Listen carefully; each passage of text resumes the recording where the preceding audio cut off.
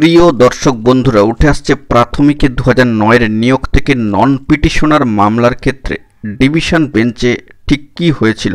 Order কপিও কিন্তু উঠে এসেছে। অবশ্য দুটি সালের মধ্যে ব্যবধান রয়েছে, অর্থাৎ 2024 সালের ঘটনাক্রম এবং 2025 সালের ঘটনাক্রম। ফলাফল কিন্তু একই হলো, যেটা আমরা লক্ষ্য করছি।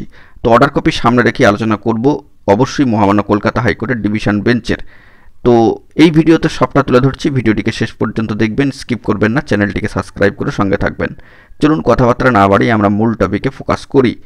নন পিটিশনার মামলার ক্ষেত্রে মহামান্য কলকাতা হাইকোর্টের ডিভিশন বেঞ্চের তরফ থেকে একটি গুরুত্বপূর্ণ অর্ডার কিন্তু উঠে এসেছে। মামলা চলে গিয়েছিল সুপ্রিম কোর্টে এবং সেখান থেকেও কিন্তু একটা ভয়াবহ পরিস্থিতি সামনে আসলো মামলার ক্ষেত্রে। আমরা চলে যাচ্ছি কোর্টের সাইটে, সেখান থেকে অবজার্ভ করছি। দেখুন সরাসরি অন স্ক্রিনে মহামান্য কলকাতা হাইকোর্টের ডিভিশন বেঞ্চে সম্মানীয় সৌমিনী সাহা সম্মানীয় Soumini Saha Maiti and others versus the state of West Bengal and others, এই গুরুত্বপূর্ণ মামলার ক্ষেত্রে ডিভিশন বেঞ্চের তরফ থেকে কিন্তু অর্ডার কপি চলে এসেছে। তো সেই অর্ডার কপির একেবারে শেষ দিকের অংশে কি লেখা রয়েছে একটু তাৎপর্যপূর্ণভাবে আমাদেরকে কিন্তু লক্ষ্য করতে হবে। তো চলুন সেই জায়গাটা লক্ষ্য করি। একেবারে অর্ডার কপির নিচের দিকে চলে এসেছি।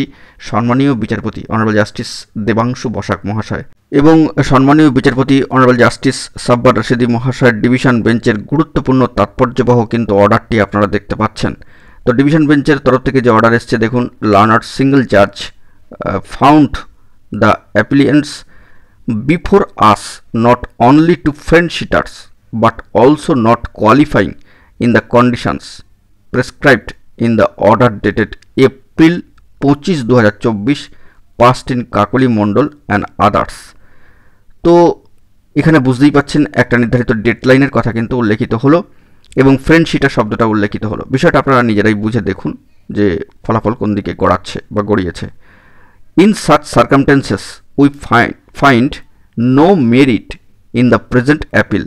Accordingly, the appeal মেট নাম্বার দেওয়া রয়েছে is dismissed without any order as to cost.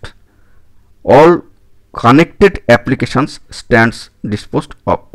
Honorable Justice Debangshu Basak মহাশয়, Honorable Justice সাব্বার রশিদি মহাশয়ের ডিভিশন বেঞ্চ বড়সড় একটি নির্দেশ কিন্তু দিলেন।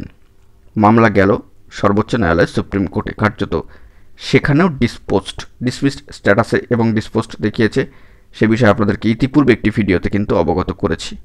তো আশা করি বিষয়টি স্পষ্ট হলো। আপনারাই বুঝে দেখুন ফলাফল আগামীতে কী ধরনের আসছে বা হতে পারে আবারও। তো আর বেশি কিছু বলার দরকার নেই, এখন এটুকুই। সকলে ভালো থাকবেন, চ্যানেলটিকে এখনই সাবস্ক্রাইব করে নিয়ে সঙ্গে থাকবেন। ধন্যবাদ।